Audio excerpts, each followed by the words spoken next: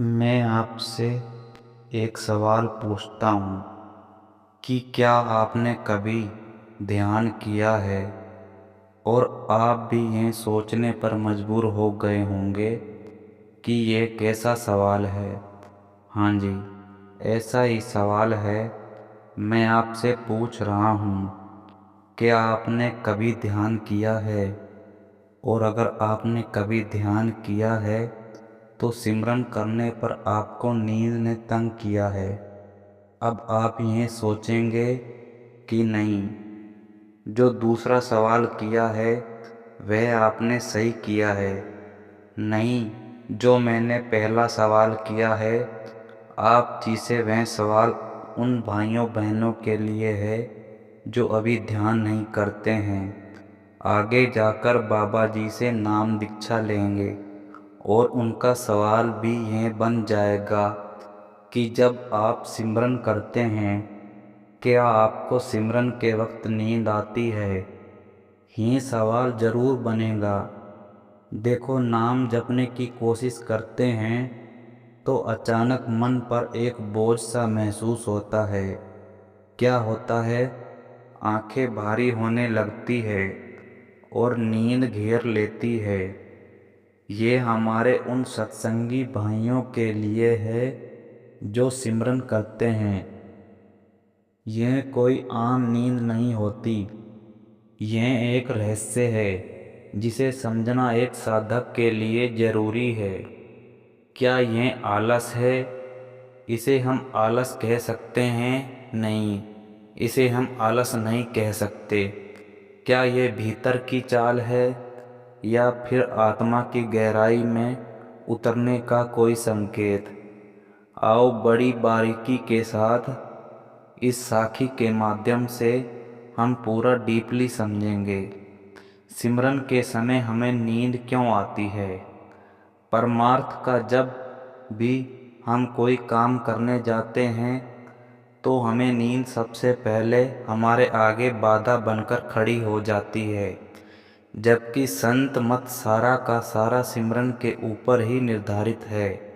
अगर हमारा सिमरन अच्छा होगा तो हमारा ध्यान भी अच्छी तरह टिकेगा। हमारा सिमरन अच्छा होगा तो ध्यान अच्छी तरह से टिकेगा। और अगर हमारा सिमरन अच्छा ना हुआ तो हमारा ध्यान किस तरह टिकेगा? हम तो पहले ही मन के मारे हुए हैं। हमारा मन ही पहले एक जगह टिक कर नहीं बैठता।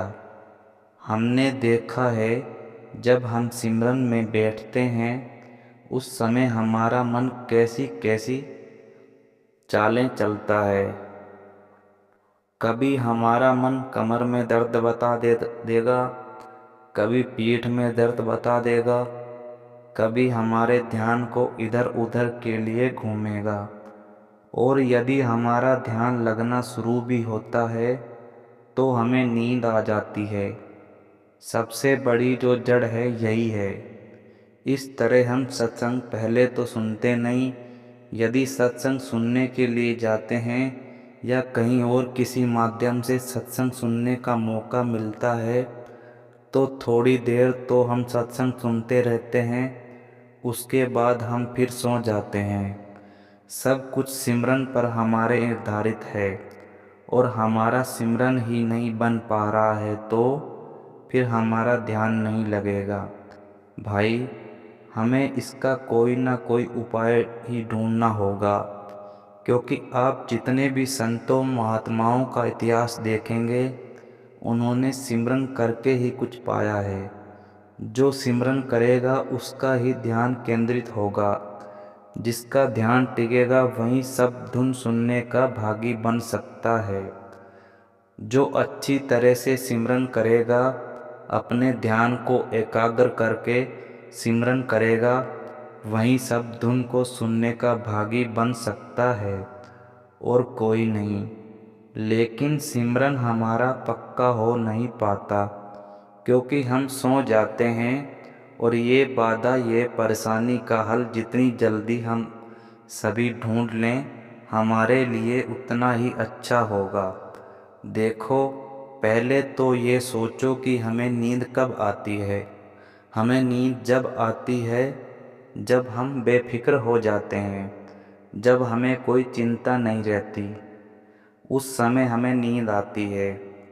जब हमें चिंता लगी होती है तो हमें नींद नहीं आती। ध्यान रखिए, आपने कभी कभार यह भी महसूस किया होगा, यदि आपको कोई अपने कारोबार की, परिवार की, समाज की, कोई बीमारी की, खुशी की, शादी की चिंता होती है तो क्या आपको नींद आती है? बिल्कुल नहीं आती होगी। आप चाहे कितने भी थक गए हों, फिर भी आपको नींद नहीं आती। तो हम क्या करते हैं? हम उस मेडिसिन का सहारा लेते हैं, कोई ना कोई गोली खाते हैं, तब जाकर हमें कहीं नींद आती है और सिमरन करने बैठते हैं, वैसे ही नींद आ जाती है। इसका भी एक अनुभव है जिसे हम खुद अपने माध्यम से समझ सकते हैं। जब हम छोटे थे तो हम दौड़कर भागकर जब थक जाते थे, शाम को अपने माता पिता के गोद में अपना सर रख देते थे और माता पिता जब हमारे सर पर अपना हाथ फेरते थे तो हमें तुरंत नींद आ जाती थी। इसी तरह जब हम सिमरन करने लगते हैं या सत्संग सुनने बैठते हैं, सत्य का संग करने लगते हैं, तो हम अपनी चिंताओं से मुक्त होने लगते हैं। या ऐसे कहिए कि जब हम सिमरन में बैठते हैं तो जो हमारे सामने परेशानियां जिन चिंताओं में हम डूब रहे होते हैं, वह चिंताओं से मुक्त हो जाते हैं। थोड़ी ही देर में चाहे फिर हमारा मन कितनी चालें चले, चाहे हमारा मन चारों दिशाओं में लेकर हमें घूमता रहे, ये परमात्मा का नाम इतना ज़्यादा सुगम, सरल, प्यारा, मनमोहक और शांति, आनंद देने वाला है कि हम सब चिंताओं से मुक्त हो जाते हैं और हम सो जाते हैं। और उसके बाद क्या होता है? उसके बाद आपने यह भी आवाज़ किया होगा कि जब हम उठते हैं तो बिल्कुल तरोताज़ा होकर उठते हैं। यदि हम रात में सो जाएं, देर रात में, अगर हम सुबह उठेंगे तो हम तरोताज़ा नहीं होते। अगर रात को हम देर से सोते हैं, सिमरन के समय यदि हम थोड़ा भी सो लें तो हम बिल्कुल तरोताज़ा निकलते हैं। लेकिन इसका मतलब यह तो नहीं कि हम सो जाएं। बहुत से संत महात्मा कहा गया है कि उनका इतिहास बड़ा क्रूर रहा है। उन्होंने मन के ताबे में आकर लोगों की जिंदगियां तक बर्बाद कर दी, लोगों से लूटपाट की। लेकिन जब यह नाम का दान मिल गया किसी पूर्ण संत सतगुरु से और उसके साथ उन्होंने इसका सिमरन किया, तो उनकी आत्मा इस कदर प्रज्वलित हुई ज्ञान से, प्रकाश से, गुरु की कृपा से, कि वह संत बन गए। उन्होंने बहुत बड़ी उपाधि प्राप्त की। आपने महर्षि वाल्मीकि का नाम सुना होगा। अगर आपने इनका नाम नहीं सुना है तो आपको बता दें, यह एक बहुत बड़ा डाकू था। जब उनको नारद जी ने नाम दिया कि राम नाम जपो, राम नाम के साथ अपनी लीव को जोड़ो, तो उनके ऐसे कर्म रहे कि वह राम को मरा कह गए, लेकिन वे सिमरन करते रहे। ध्यान रखिए, सिमरन करते रहे। जैसे हम सिमरन करने बैठते हैं तब हमारे को हमारे जो पाप हैं या हमारे जो कर्म हैं या हमारे जो दिनचर्या है, वह हमें एक जगह टिक कर नहीं बैठने देती, हमारे ध्यान को लिए घूमती हैं। इसी तरह उनके भी ध्यान को, जो उन्होंने पाप किए, लोगों की गर्दन उड़ा दी, लूटमार की थी, उनकी भी ये भावना रही होगी कि उनका भी ध्यान उस तरफ गया होगा। लेकिन नाम के सिमरन द्वारा मरा मरा करते रहने से, यानी सिमरन करते रहने से एक राह से दूसरे राह पर चढ़ गया और आप देखो मरा मरा कहते रहिए राम बन जाता है। और राम नाम का सिमरन करते करते वह महर्षि वाल्मीकि से संत वाल्मीकि बन गए।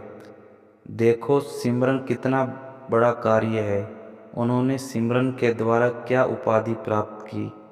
इसी तरह हम भी सिमरन के द्वारा बहुत कुछ प्राप्त कर सकते हैं, लेकिन हमारा सिमरन टिकता ही नहीं। और सबसे बड़ी समस्या है कि हमें नींद आ जाती है, तो इस आदत को छोड़ना होगा। ठीक है, जैसे हम परमात्मा के नाम का सिमरन करते हैं, हमारी जो परेशानी है वह परमात्मा हरण कर लेता है थोड़े समय के लिए और हम सो जाते हैं। लेकिन हमें इस तरह बेफिक्र नहीं होना है, हमें परमात्मा के नाम का सिमरन करते ही रहना है। हमें अपनी तवज्जो को आज्ञा चक्र से नीचे नहीं आने देना है, यही कोशिश करनी है। देखो जब भी अपने सतगुरु से सत्संग सुनने को मिल जाता है या हमें कोई धर्म ग्रंथ की पुस्तक पढ़ते हैं, उसके अंदर सिमरन की कितनी महिमा लिखी है, हमें किस तरह बताया जाता है कि भाई आप सिमरन हर हाल में करते रहो, आप दुनियावी काम धंधा करते रहो, तब भी सिमरन करते रहो। क्योंकि सांसों की डोर हमारे से कब टूट जाए हमें क्या पता। परमार्थ में आकर तो हमें पता चला, तभी तो हम डरते हैं मौत से, कहीं यह जीवन हमारा व्यर्थ ना चला जाए। मौत से तो वह लोग डरते हैं भाई जिनको यह ज्ञान ही नहीं कि मरना है एक दिन। इसलिए तो ये सारे धन दौलत इकट्ठी करने में लगे हैं। हमने धन दौलत इकट्ठी करके क्या करनी है? अगर हमें कुछ इकट्ठा करना है तो संत सतगुरु का जो नाम दिया हुआ है उसकी सिमरन की दात को इकट्ठी करो। परमात्मा के नाम का सिमरन कोई भाग्यशाली जीव ही करता है। हमें भूख होनी चाहिए, लेकिन हमें भूख परमात्मा के नाम के सिमरन की होनी चाहिए। हमें तो भूख धन दौलत की है, धन दौलत की भूख से हमारा कोई फायदा नहीं, उससे कोई फायदा नहीं होने वाला।